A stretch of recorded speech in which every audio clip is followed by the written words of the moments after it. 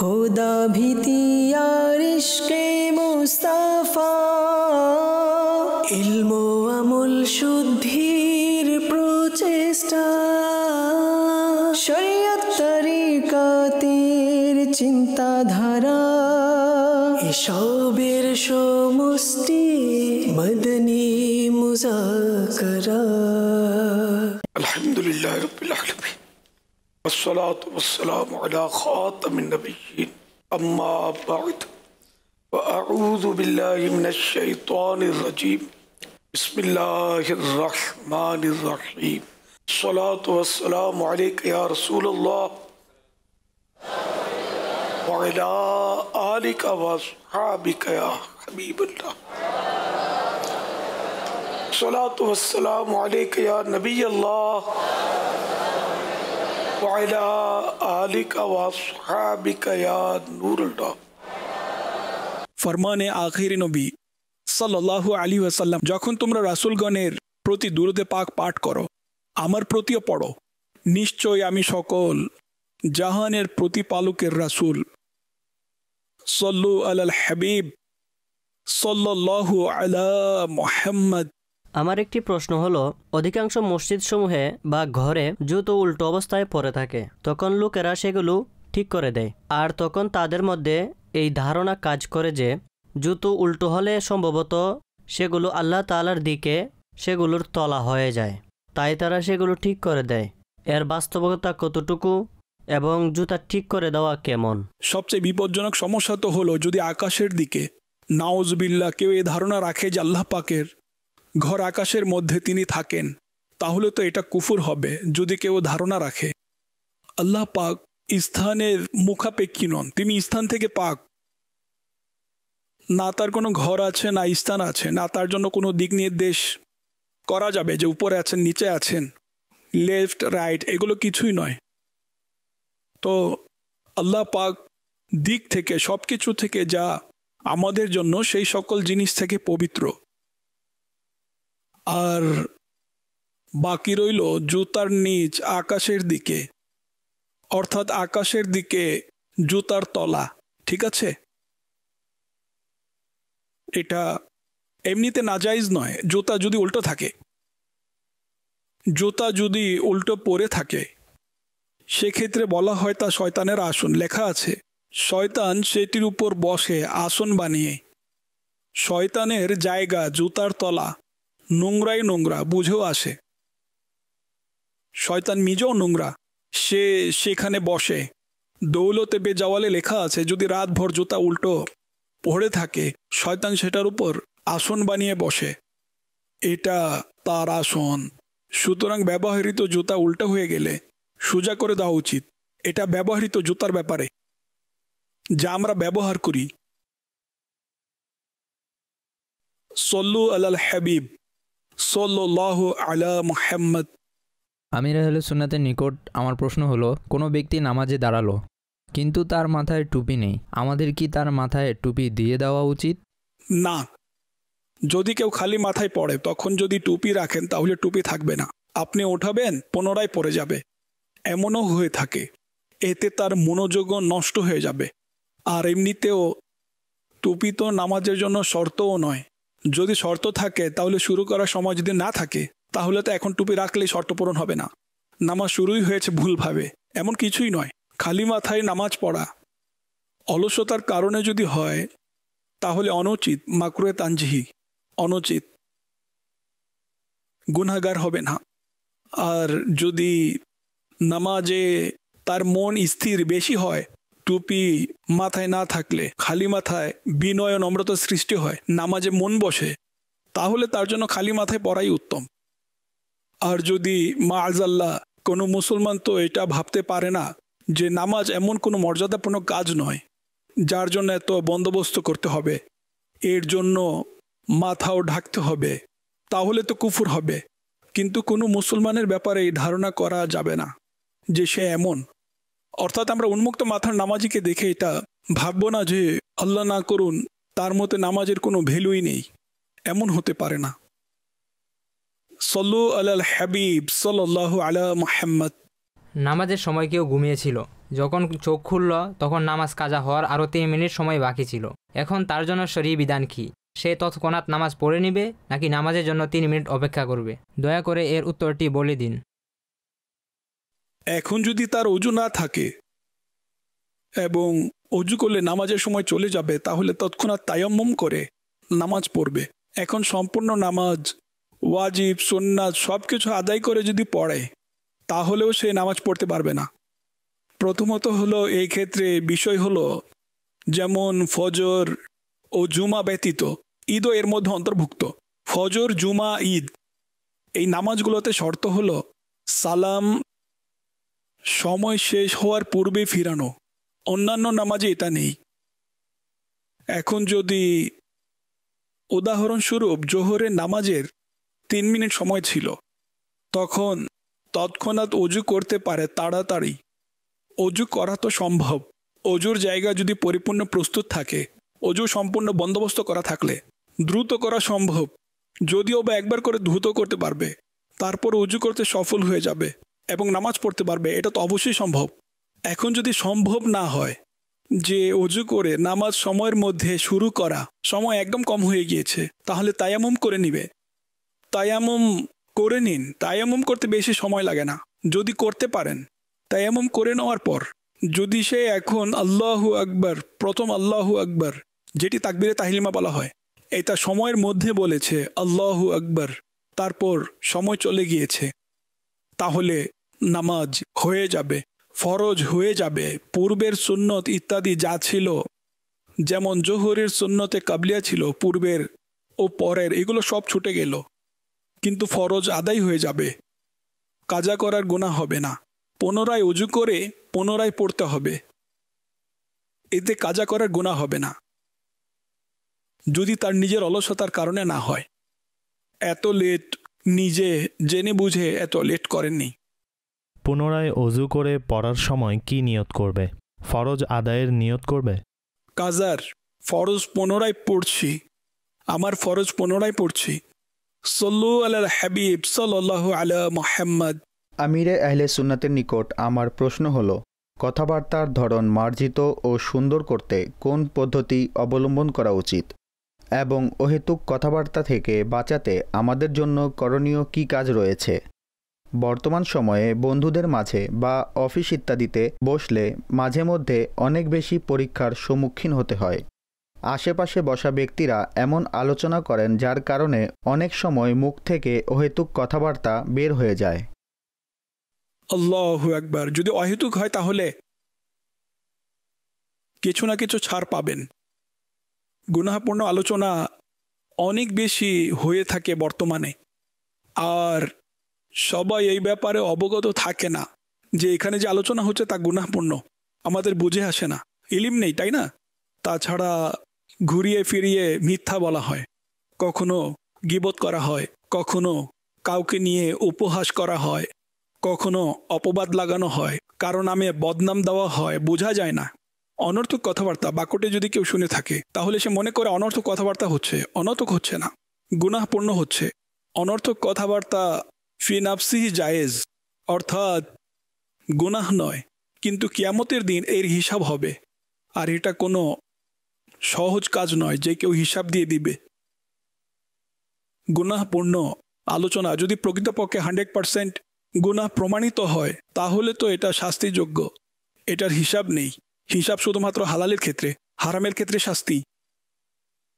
তাই মানুষের চুপ থাকাই উত্তম। এখন যদি চুপ থাকে তাহলে লোকালয় ছাড়া কোনো উপায়ও নেই। চুপ থেকেও বাঁচতে পারবে না। মুখ দিয়ে যদি না বলে তাহলে এভাবে বলবে, অর্থাৎ ভুল কথায় যা 100% ভুল, তাতে সে এভাবে করছে, সত্যায়ন করছে। তখন যদি কেউ কুফর বলছে, প্রকৃতপক্ষেই কুফর, এবং বুঝতে পারছে যে এটা কুফর, তাও এইভাবে করছে, তাহলে তার উপর কুফর সাব্যস্ত হবে, সে সত্যায়ন করছে। আমাদের এখানে এভাবে করা হয়, অনেক স্থানে এভাবে করে সত্যায়ন। আমি আপনাদেরকে বাস্তব কথা বলছি, আমাদের এখানে সত্যায়ন স্বরূপ এইভাবে মাথা নাড়ায়। শ্রীলঙ্কা সহ আরও অনেক স্থানে সম্ভবত আমি দেখেছি তারা এভাবে করে, হ্যাঁ হ্যাঁ এইভাবে বলে। আমরা মনে করছি না করছে, কিন্তু হা করছে। যেভাবেই হোক উদ্দেশ্য সত্যায়ন পাওয়া গিয়েছে কুফুরের স্বজ্ঞানে স্বেচ্ছায়, তাহলে সত্যায়নকারের উপরও কুফর সাব্যস্ত হবে। মুখ দিয়ে বলাই শর্ত নয়, ইশারার মাধ্যমে হয়, মুখ দিয়ে, হাত দিয়ে, পা দিয়ে লিখে। সুতরাং এর সমাধান এটাই যে এমন ব্যক্তিদের সাথে চলাফেরা করবেন না। এটা ব্যতীত কোনো সমাধান নেই। না থাকবে বাঁশ, না বাজবে বাঁশি। অর্থাৎ খারাপ বন্ধু থেকে একাকিত্ব থাকাই উত্তম। যদি উত্তম বন্ধু পান, উত্তম বন্ধু পাওয়া অনেক কষ্টকর। আপনার মনে হবে ভালো, কিন্তু এতটুকু জ্ঞান কারো নেই। সে এটা ধরতে পারবে যে অমুক প্রকৃতপক্ষে 100% ভালো, এটা অনেক কঠিন। কাজেই যদি সম্ভব হয় তাহলে শুধুমাত্র নিজের কাজে মনোযোগ দিন আর লোকালয়ে থাকবেন না। কেননা ইলম এত কমে গিয়েছে, দিনদার ব্যক্তিরাও বুঝতে পারে না যে কোথায় কি বলতে হবে। এমন কিছু বলে দেয় যে টেনশনে ফেলে দেয়। আমি মাঝে মধ্যে একটি ঘটনা শোনাই, অনেক পুরনো ঘটনা। আমাদেরই এক ইসলাম ভাই ছিলেন, তার বয়স ছিল 80 বছর, অনায়াসে চলাফেরা করতেন, স্ট্রং, একদম স্ট্রং। এমন পাক্কা নামাজি ছিলেন যে তার কপালে কালো দাগ পড়ে গিয়েছিল। একবার সেই মসজিদের ইমাম সাহেব সহ আমরা 3 জন দাঁড়িয়েছিলাম, সেই বুজুর্গ দাঁড়ানো ছিলেন, আমি নাম নিচ্ছি না। দাঁড়ানো ছিলেন বলবো না, দাঁড়িয়েছিল, আপনারা শুনলে বুঝে যাবেন। সে সময় বৃষ্টি হচ্ছিল না, সন্ধ্যা ঘনিয়ে এসেছিল, কিন্তু অন্ধকার ছিল, মেঘ জমেছিল, সম্ভবত বজ্রপাত, বিদ্যুৎ চমকাচ্ছিল, মেঘ ছেয়ে গিয়েছিল। সে সময়ও এমনই কিছু হয়েছিল। তখন সেই বৃদ্ধ এইভাবে বলল যে অবস্থাটা দেখুন। আল্লাহ মিয়া মাআজাল্লাহ, তার উক্তি কিভাবে জ্বালাতন করছেন, শুধু আমাদেরকে জ্বালাতন করছেন। বৃষ্টি আসবে আসবে করে আর বর্ষণ করেন না, মাআজাল্লাহ। আমি তো বুঝে গিয়েছিলাম সে কুফরি বাক্য বলে দিয়েছে, তার কাজ শেষ, তার এই সিজদার কালো দাগ তাকে আর বাঁচাতে পারবে না। যিনি ইমাম ছিলেন তিনি আলিমও ছিলেন না। ইমাম সাহেবও তাকে বলতে লাগলেন এভাবে বলবেন না, এইভাবে বলবেন না। ইমাম সাহেব এটা তাকে বলেছেন। আচ্ছা, আর যেহেতু আমাদের ইসলামী ভাই অবশ্য 80 বছর বয়সী, আমার ধারণা তিনি 80 বছরের বৃদ্ধ, আর আমি তো ছিলাম যুবক। তখন আমার সাহস হচ্ছিল না যে আমি তাকে বলবো আপনি তওবা করে নিন, এটা কুফর, কালিমা পড়ে নিন। আল্লাহ পাক জ্বালাতন করা থেকে, জুলুম করা থেকে পবিত্র। এর সাথে আল্লাহ পাকের কি সম্পর্ক? নাউজুবিল্লাহ, তার কাছে কিসের প্রমাণ চাইব? যে প্রমাণ করুন আল্লাহ জ্বালাতন করেন, তার কাছে প্রমাণ তো তখনই চাইবেন যখন আপনারও কিছুটা সন্দেহ থাকবে। নাউজুবিল্লাহ, এটা আমি আপনাদেরকে বোঝানোর জন্য বলছি। এটা আবশ্যক নয় যে কে প্রমাণ চাইছে তার মানে সন্দেহ আছে, তাই প্রমাণ চাইছে। কিন্তু এক্ষেত্রে এটা নিশ্চিত ছিল যে সে সম্পূর্ণরূপে আল্লাহ পাককে অবমাননা করেছেন। এখন জানানি কবে সে মারা গিয়েছে, আল্লাহ করুন সে তবা করে নিয়েছে। আমি তো তাকে মোরতাদ মনে করি, কেননা সে আমার সামনে তবা করেনি, আর না তার তবার ব্যাপারে অবগত আছি। কে সাহস করবে? হয়তো এমন ব্যক্তির সামনে কেউ সাহস করতে পারবে না। যদি করে ফেলে তাহলে হয়তো আরও 2-4টি কুফরি বাক্য বলে দিবে। অনেক সময় এমন বৃদ্ধ এগুলো বলে দেয় যা মানুষ প্রতিহত করতে পারে না, সারা শরীর দুর্বল হয়ে পড়ে, কিন্তু সেই জিহ্বা আছে তা সর্বদা সবল থাকে। ধ্বংসাত্মক আগুন। আল্লাহ পাক ঈমান সুরক্ষিত রাখুন। সুতরাং কথা হলো লোকালয়, বিশেষ করে বর্তমান সময়ের মজমা খুবই ধ্বংসাত্মক। এখন একা থাকুন, নিশ্চুপ থাকুন, এর মধ্যেই নিরাপত্তা। আরও একটি ঘটনা হয়তো আপনার স্মরণে পড়বে। আপনি বলেছিলেন বয়স বেশি ছিল এবং আল্লাহর বার্তাবাহক। হ্যাঁ, আমার মনে পড়েছে। তো এটা বলার ক্ষেত্রে এবং ঠাট্টার ছলে মানুষ এমন কথা বলে ফেলে যে সে হয়তো বুঝতেই পারে না কি বলেছে। তারপর আপনি সেখানেও অবদান রেখেছিলেন। মালাকুল মউত আলাইহিস সালামের প্রসঙ্গে সেখানে যে ব্যক্তি ছিলেন তিনি অত্যন্ত বয়স্ক ছিলেন। জি, সেই সম্পূর্ণ ঘটনাটি এবং আপনি যা বলেছিলেন তাও বলে দিন যে অনুরূপ ফেরেশতাদের ব্যাপারেও বলার ক্ষেত্রে মানুষ সতর্কতা অবলম্বন করে না। তো মূলত ঘটনাটি এমন ছিল যে আমাকে কোথাও কোনো এক ব্যক্তি ডেকেছিলেন, আমি সেই ব্যক্তির নাম শুনেছিলাম, অনেক মর্যাদা সম্পন্ন ব্যক্তি ছিলেন। আমি তার নিকট হাজির হলাম, আরও কিছু ধর্মীয় ব্যক্তিবর্গ উপস্থিত ছিলেন। কেউ তাকে জিজ্ঞাসা করলেন, আপনার বয়স কত? বৃদ্ধ ছিলেন। তিনি বললেন যে বিষয়টি হলো মালাকুল মৌত রাস্তা ভুলে গিয়েছেন। এটা শুনে হাসির রোল পড়ে গেল যে আমি উদ্বিগ্ন হয়ে পড়লাম যে এটা কি বলল। আমি তখন সবাইকে বললাম, তবা করুন। প্রথমে তো তাকে বলেছি, আপনি এটা কি বলেছেন, তবা করুন, মালাকুল মৌত রাস্তা ভুলেন না। তিনি তৎক্ষণাৎ বুঝে গেলেন, অনুশোচিত হলেন, চোখে পানি চলে আসলো এবং বলতে লাগলেন, তৎক্ষণাৎ ইস্তেগফার করলেন, দেখো দেখো আমার পক্ষপাতিত্ব করেননি, এখনও সত্যবাদী মানুষ আছেন। সেখানে সবাই ধর্মীয় ব্যক্তি ছিলেন, তাদের মধ্যে অনেক আলিমও ছিলেন। তিনিও বুঝে গেলেন যখন আমি বললাম যে আপনি কথা ফিরে নিন, আপনি কি বলেছেন, তবা করুন, এবং সবাই তবা করুন। যারা হেসেছেন সবাই তবা করল। অবশ্য পরবর্তীতে জেনেছি যে সেটা কুফর ছিল না।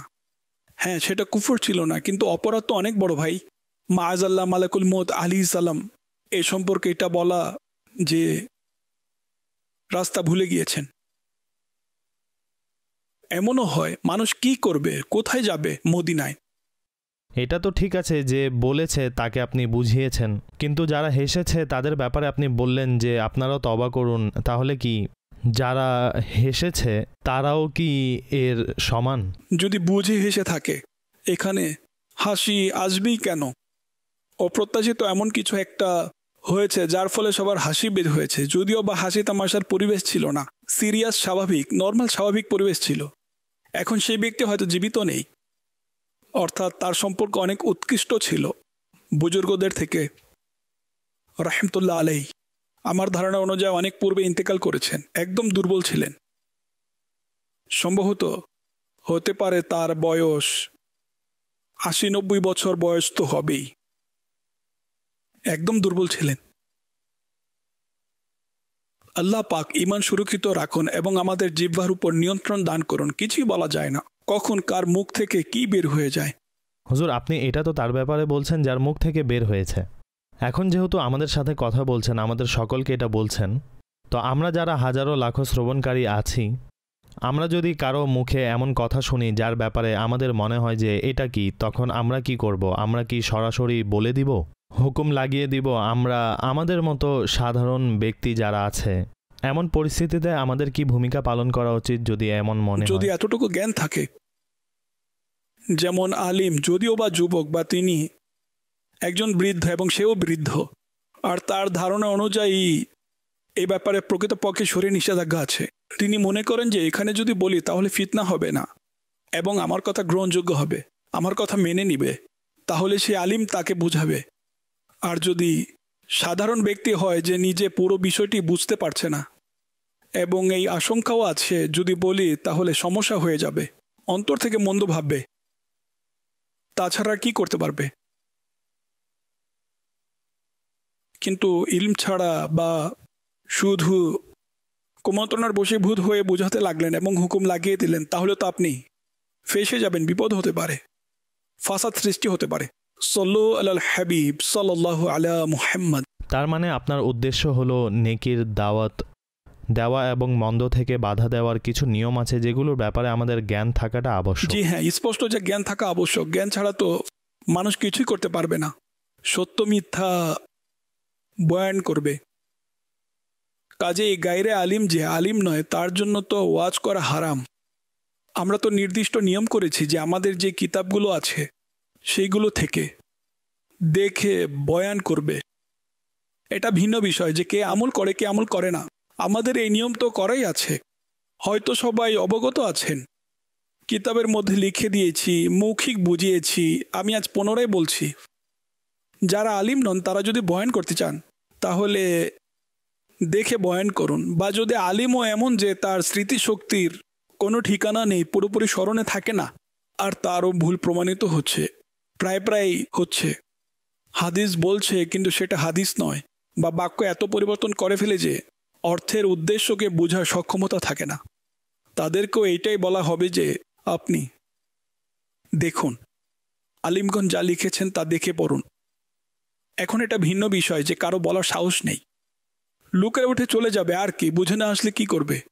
যে নাজায়েজ বয়ান করছে তার বয়ান শোনাও নাজায়েজ, সল্লু আলাল হাবিব সাল্লাল্লাহু আলা মুহাম্মদ। আমার একটি প্রশ্ন হলো, যদি কেউ ফজর এবং আসরের নামাজের পর জামাত অনুষ্ঠিত হওয়ার পর যদি কেউ এসে নামাজ পড়ে, তাহলে আমরা তার ব্যাপারে কি ধারণা পোষণ করব? দয়া করে উত্তর প্রদান করুন। হতে পারে কোনো অপারগতার কারণে তার জামাত ছুটে গিয়েছে। আমরা তো এই বিষয়ে বাধ্য নই যে এটা নিয়ে গবেষণা করব। সে জেনে বুঝে জামাত বর্জন করেছেন নাকি তার কোনো অপারগতা ছিল, না তাকে জিজ্ঞাসা করার কোনো প্রয়োজন আছে যে জামাত কেন ছুটে গেল। সেটা ভিন্ন বিষয় যে শিক্ষক ছাত্রকে করলেন, পীর মুরিদকে করলেন, বাবা ছেলেকে করলেন, সেটা শিক্ষার পরিপ্রেক্ষিতে হবে। তাছাড়া অহেতুক তদন্তে জড়ানোর অনুমতি নেই। আর তারাও জিজ্ঞাসা করবেন, এই জন্যই করবেন যেন শিক্ষা হয়। ভবিষ্যতে লক্ষ্য রাখবে যদি অলসতায় জামাত বর্জন করে থাকে। সল্লু আলাল হাবিব সাল্লাল্লাহু আলা মুহাম্মদ। আব্দুস সামি ভাই প্রশ্ন করেছেন যে ওসিয়ত কি? কেউ কি এ ধরনের ওসিয়ত করতে পারবে যে আমার পীর সাহেবের ছবি আমার কবরে রাখবে? ওসিয়ত একটি সুদৃঢ় উপদেশে জোর দেওয়া হয়েছে। সুদৃঢ় উপদেশকেই ওসিয়ত বলে। অবশ্য আমাদের এখানে বাংলা ভাষায় ওসিয়ত হলো যিনি মৃত্যু শয্যায় আছেন, আমার মৃত্যুর পর এভাবে করবে, এটাকেই আমরা ওসিয়ত বলে থাকি। এখন মাআযাল্লাহ যদি কেউ এটা বলে যে আমার পীরের ছবি দাফনের সাথে দিবে, তাহলে এই ওসিয়ত পূরণ করা জায়েজ হবে না, কেননা ছবির মধ্যে কোনো বরকত নেই। আর ছবি তো প্রিন্ট আউট করেই বের করা হবে, মোবাইল তো কেউ রাখবেই না যে আমার মোবাইল ফোনে ছবি আছে আঁকছি, অর্থাৎ ডিজিটাল ছবি। অনেক অসংখ্যক আলেম এটাকে জায়েজ বলেছেন, দারুল ইফতাহ আহলে সুন্নাত এটাকে জায়েজ বলেছেন, আমরা এর উপর আমল করছি। কিন্তু কথা হলো প্রিন্ট আউট করা নাজায়েজ। এখন এই ছবি যদি রাখেন কবরে, তাহলে মৃত ব্যক্তি কিভাবে উপকৃত হবে? এমনকি যারা ছবি সংরক্ষণ করে রাখেন, ফতোয়ায়ে রজবিয়ায় বলা হয়েছে সেগুলো নষ্ট করে দিন, সেগুলো রাখাও জায়েজ নেই। বড়দের স্মৃতিস্বরূপ মানুষ সংরক্ষণ করে ছবি। সল্লু আলাল হাবিব সাল্লাল্লাহু আলা মুহাম্মদ। আমিরে আহলে সুন্নাতের নিকট আমার প্রশ্ন হলো যে মাজারে চাদর চড়ানো কেমন, এটি জায়েজ কি না? আপনি আমার দিক নির্দেশনার জন্য ইরশাদ করুন। এবং আমার আরজ এও যে আমি খিঁচুনি রোগের রোগী আর আমার মা বাবা ডায়াবেটিসের রোগী, আপনি তাদের জন্য দোয়া করুন। আপনাকে এবং আপনার পিতামাতাকে আল্লাহ পাক পরিপূর্ণ আরোগ্য দান করুন, রহমতের দৃষ্টি দান করুন। মাজার শরীফে চাদর ঝুলানো জায়েজ। সল্লু আলাল হাবিব সাল্লাল্লাহু আলা মুহাম্মদ। আমির আহলে সুন্নতের নিকট আমার প্রশ্ন হলো, যে ব্যক্তি আমার নবী করিম সাল্লাল্লাহু আলাইহি সাল্লামকে তার হায়াতে মুবারকায় জাগ্রত অবস্থায় ঈমান সহকারে দেখেছেন, তাকে সাহাবী বলা হয়। যদি বর্তমানেও কোনো ব্যক্তি জাগ্রত অবস্থায় নবী করিম সাল্লাল্লাহু আলাইহি সাল্লামের দিদার লাভ করে, তাহলে কি সেও সাহাবী হতে পারবে? আমরা কি তাকে সাহাবী বলবো? সাহাবীর সংজ্ঞা হলো যিনি জাগ্রত অবস্থায় বাহ্যিক জীবদ্দশায় বাহ্যিকভাবে যখন প্রিয় আকা সাল্লাল্লাহু আলাইহি সাল্লাম আমাদের মধ্যে ছিলেন, পৃথিবীতে মানুষের মধ্যে ছিলেন, এবং তখন কেউ ঈমান আনয়ন করেছেন এবং ঈমান আনয়নের পর হুক এক মুহূর্তের জন্য সংস্পর্শ অর্জিত হয়েছে এবং দিদার হয়েছে, অতঃপর ঈমানের উপর ইন্তেকাল করা শর্ত, ঈমান সহকারে ইন্তেকাল করেছেন, তাহলে তিনি সাহাবী। শুধুমাত্র ঈমানের দৃষ্টিতে দেখা যথেষ্ট নয়, ঈমান সহকারে দুনিয়া থেকে প্রত্যাবর্তন করাও শর্ত। বর্তমানে যদি কেউ জাগ্রত অবস্থায় হোক হাজারবার সে দিদার করেছে, সে সাহাবীর মর্যাদা পেতে পারে না, তাকে সাহাবী বলা হবে না। সল্লু আলাল হাবিব সাল্লাল্লাহু আলা মুহাম্মদ। আমির আহলে সুন্নাতের নিকট আমার একটি প্রশ্ন হলো, যদি কেউ 3টি জুমা ইচ্ছাকৃতভাবে ত্যাগ করে দেয়, তাহলে তাকে লোকেরা বলে সে আর মুসলমান নয়, এটা বলা কি সঠিক? আর এমনটা করা কি জায়েজ? এমন নয়। যদি কেউ জীবনে একটি জুমা পড়েনি, এক ওয়াক্ত নামাজও পড়েনি, তারপর আমরা তাকে এটা বলতে পারবো না যে সে মুসলমান নয়। হ্যাঁ, সেটা ভিন্ন বিষয় যে নামাজকে তুচ্ছ মনে করে, জুমাকে গুরুত্বপূর্ণ মনেই করে না এবং সেটার অবমাননা করে, তাহলে তো কাফের হয়ে যাবে। যে কোনো একটি নামাজকেও যদি সে অবমাননা করে এবং সেটাকে তুচ্ছ মনে করে, তাহলে তো সে কাফের হয়ে যাবে। বা নামাজ ফরজ হওয়াকে অস্বীকার করে, তাহলেও 5 ওয়াক্ত ফরজ নামাজের মধ্যে কোনো একটি নামাজকে অস্বীকার করে, যেমন অনেক মানুষ, আমিও একজনের মুখ থেকে শুনেছিলাম যে ছুটির দিন ছিল, সম্ভবত রবিবার ছিল, জোহরের নামাজের সময় আমি তাকে বললাম যে নামাজের জন্য আসুন, টাইম হয়ে গিয়েছে, আজ তো ছুটির দিন, নামাজেরও ছুটি। এটা কুফর, নামাজের ছুটি নেই।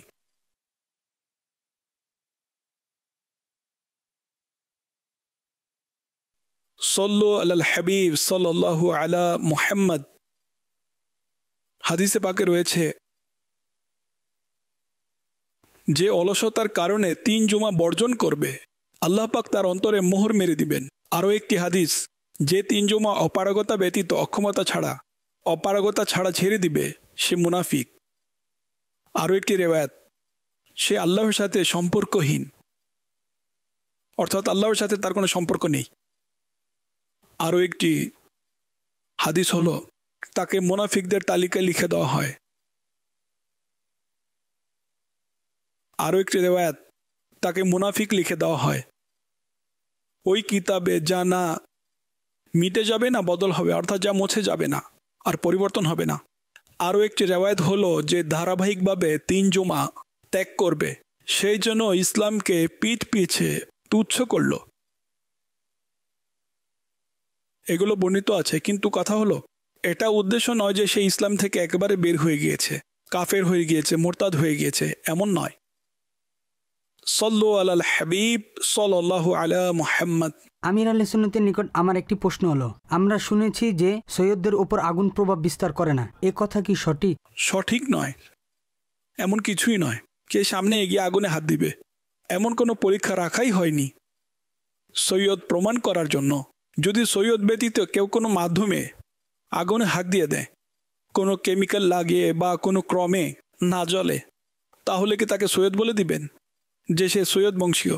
এমন নয়, এমন কিছুই নয়, একদম ভুল। এমন বিভিন্ন ধরনের গুজব ছড়ায়, সেদিকে কান দিবেন না। সল্লু আলাল হাবিব সাল্লাল্লাহু আলা মুহাম্মদ। ইয়া সৈয়দি, আপনার নিকট আমার প্রশ্ন হলো, কাউকে এই নিয়তে উপহার দেওয়া কেমন যে সে এর পরিবর্তে এর চেয়ে দামি উপহার দিবে? উত্তর প্রদান করুন। এক্ষেত্রে হয়তো এমন হয়ে থাকে যে কোনো গরিব ব্যক্তি কোনো ধনী ব্যক্তিকে উপহার দেয় এই উদ্দেশ্যে যে আমি আমার সামর্থ্য অনুযায়ী দিয়েছি, সে তার সামর্থ্য অনুযায়ী বড় উপহার দিবে। চাও আর উদ্দেশ্য থাকে না, নাও দিতে পারেন। মূলত উপহারের যে উদ্দেশ্য রয়েছে তা হয়তো এক্ষেত্রে পূরণ হবে না। কারো মন খুশি করা, কারো অন্তরে ভালোবাসা সৃষ্টি করার জন্য উপহার দেওয়ার সময় তো এই ধরনের নিয়ত থাকা উচিত। এখন নেওয়ার নিয়ত যদি দেয় তাহলে তার উদ্দেশ্য পূরণ হলো না। হতে পারে সেটার যে রুহানি প্রভাব ছিল তা পূরণ হবে না, কিন্তু যেহেতু এটা চুক্তি হয়নি যে সে আমাকে দিয়েই দিবে, হতে পারে একদমই দিবে না, তাহলে হেবাবিল এওয়াজ ক্রয় যাকে বলা হয় তখন সেই হিসেব দিতে হবে। আল্লাহর সন্তুষ্টির জন্য দেওয়া উচিত। হাদিসে পাকের উপর আমলের নিয়তে উপহার দেওয়া ভালোবাসা বৃদ্ধি পাবে। সুতরাং সওয়াবের জন্য যদি দেন তাহলে সওয়াব পাবেন। তাছাড়া উপহার দেওয়ার সময় অন্তরে এই নিয়ত রাখা, এটা সওয়াবের নিয়ত তো নয়, তাই না? এতে সওয়াবও পাবেন না, অযথা উপহার নষ্ট করলেন। وما آتيتم من ربا ليربو في أموال الناس فلا يربو عند الله। কাঞ্জুল ইমানের অনুবাদ, আর তোমরা যে বস্তু অধিক নেওয়ার জন্য দাও যাতে দাতার সম্পদ বৃদ্ধি পায়, তবে তা আল্লাহর নিকট বৃদ্ধি পাবে না। পারা 21 সূরা রুম আয়াত নাম্বার 39।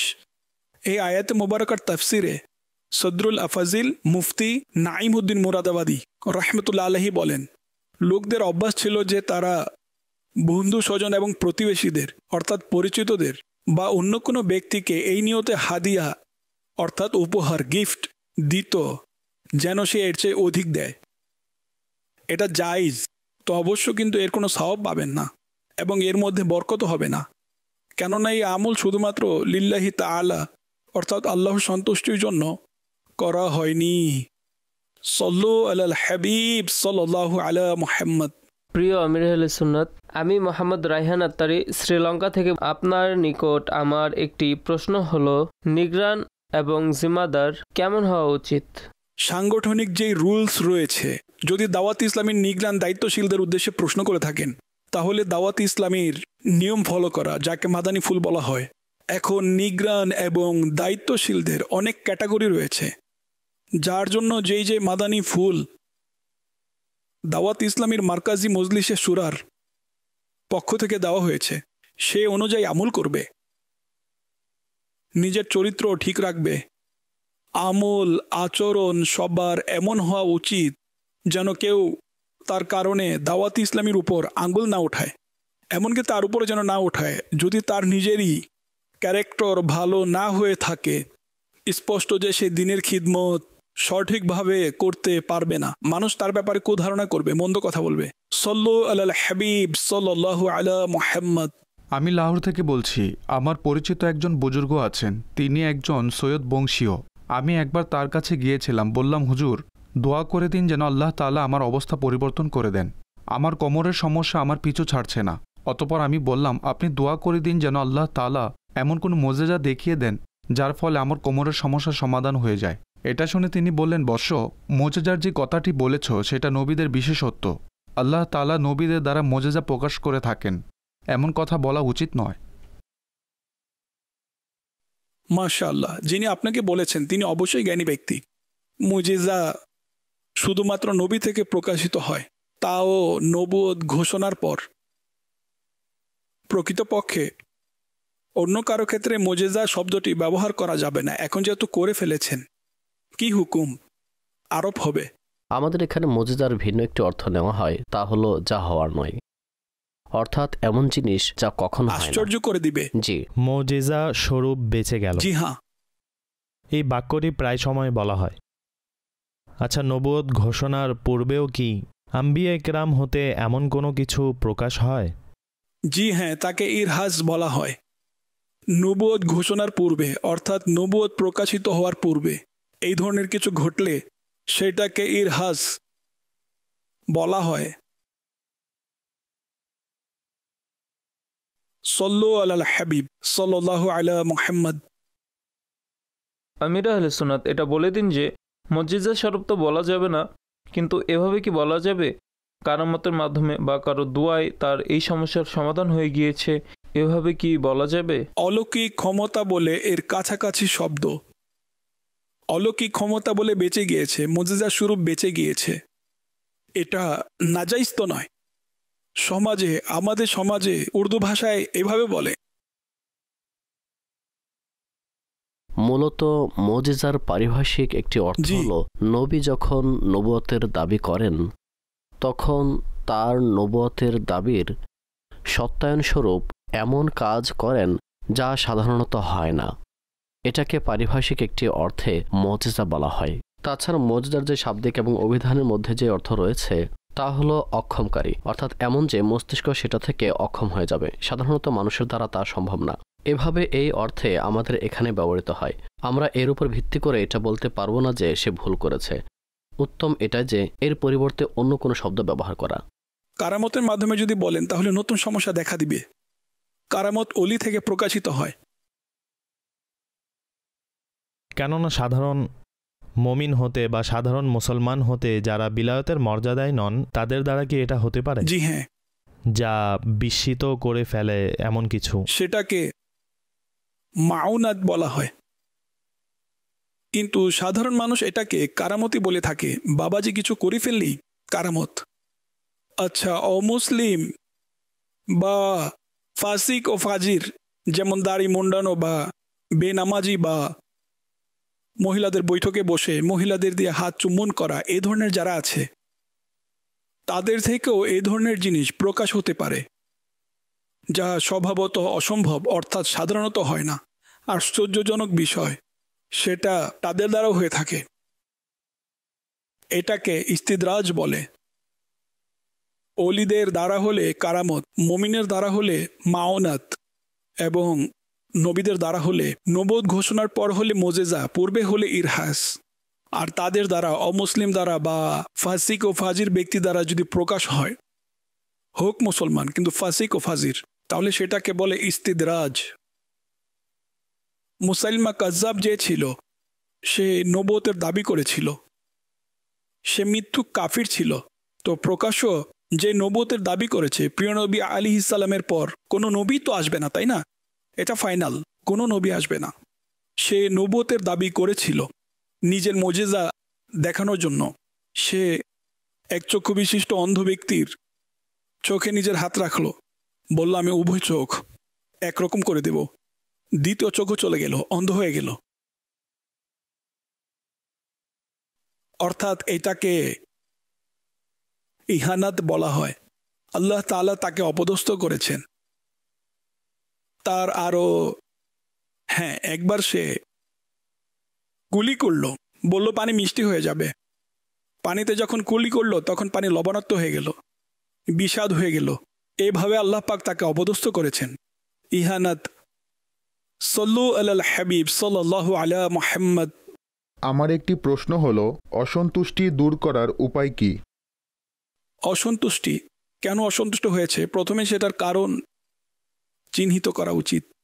কারণ চিহ্নিত হওয়ার পর যদি ভুল নিজের থাকে তাহলে ক্ষমা চেয়ে নিন, ক্ষতিপূরণ করে দিন।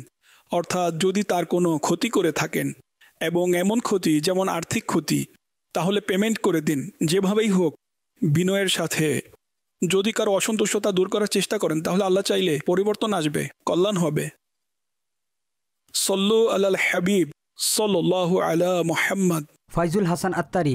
আমির আহলে সুন্নতের নিকট আমার প্রশ্ন হলো, মানুষ অনেক সময় অনেকের কাছ থেকে টাকা ধার নেয়, তারপর যে দিয়েছে সে তার টাকা ফেরত নেয়, কিন্তু সে ব্যক্তি নিখোঁজ হয়ে যায়। তাহলে এর কোনো ওজিফা বলে দিন যেন ব্যক্তিকে পেয়ে যায়, আর এ ব্যাপারে কোনো দিক নির্দেশনা দিয়ে দিন এবং দোয়া করে দিন যেন আল্লাহ পাক আমাকে এবং আমার পিতামাতাকে মদিনা পাকের দিদার নসিব করান।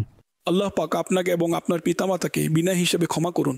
আর যদি আপনার সাথে এমন কিছু হয়ে থাকে, কেউ আপনার থেকে ধার নিয়ে চলে গিয়েছে, আল্লাহ করুন যেন তাকে আপনি পেয়ে যান। মাদানী পাঞ্জে সূরা পৃষ্ঠা নাম্বার 250।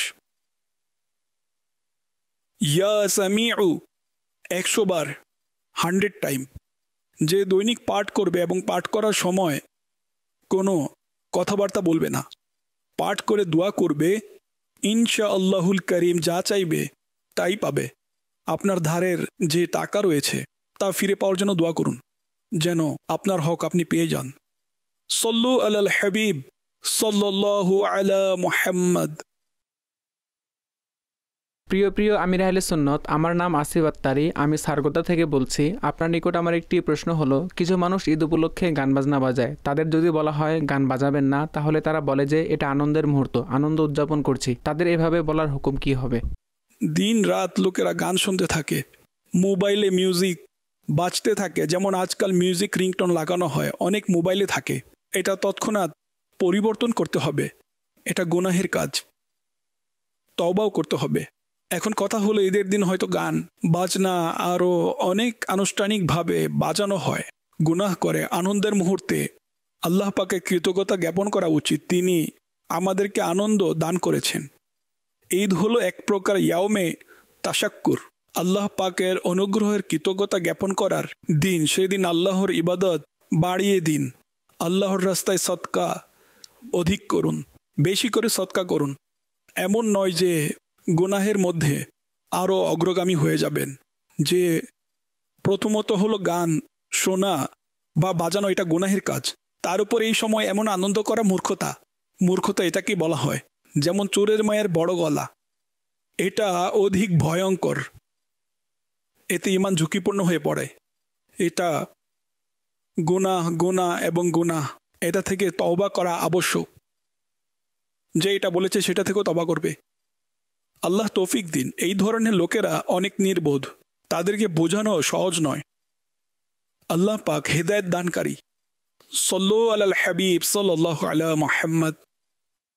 পাঞ্জাব শহরের পাশাপাশি অন্যান্য শহরেও এর প্রচলন লক্ষ্য করা যায় যে যারা নামহরিম বোন আছে, যেমন চাচাতো বোন বা ফুফাতো বোন, তাদেরকে মাথায় অনেকে চুমু খেয়ে থাকে। যদি কর্মর্দন না করে তাহলে মাথায় এভাবে চুমু খাওয়া কি উপযুক্ত কিনা?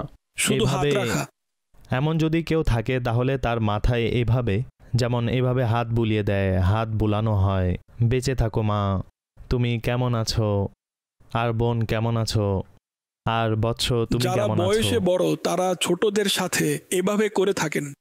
এখন 40 বছর বয়সী ব্যক্তি যদি বলে আমি তার থেকে বড়, আমার সামনে যে দাঁড়িয়ে আছে সে 18-20 বছরের, তো তার ক্ষেত্রে তো সে বড়ই বলা হবে। সব ঘরে হয়তো থাকে না, এটা পুরনো একটি রীতি। যেমন বিশেষ করে বৃদ্ধ মানুষের সামনে নারীরা এইভাবে মাথা ঝুঁকায়, পুরুষরাও করে এভাবে মাথায় হাত রাখায়। তো আমাদের এখানে এখন দেখা যায় মাথা খালি করে অনেকে হাত রাখায়। অনেক সময় ঘাম, গরম, মাথা পরিষ্কারের ক্ষেত্রে সবাই সচেতন না, হাত দুর্গন্ধময় হয়ে যায়।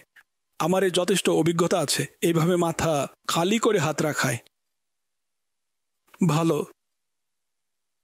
এমনকি মহিলারাও এভাবে শাইখের সামনে, পীরের সামনে, বৃদ্ধদের সামনে, নিজ পরিবারের বয়স্ক বৃদ্ধদের সামনে এভাবে করে থাকে। সবার ব্যাপারে জানি না, কিন্তু অনেকে এভাবে করে। এখন যদি পিতার সামনে কন্যা করে মাথায় হাত রাখায় তাহলে ঠিক আছে, এতে কোনো সমস্যা নেই। চাচার সামনে যদি করে সমস্যা নেই, চাচার সামনে পর্দা নেই।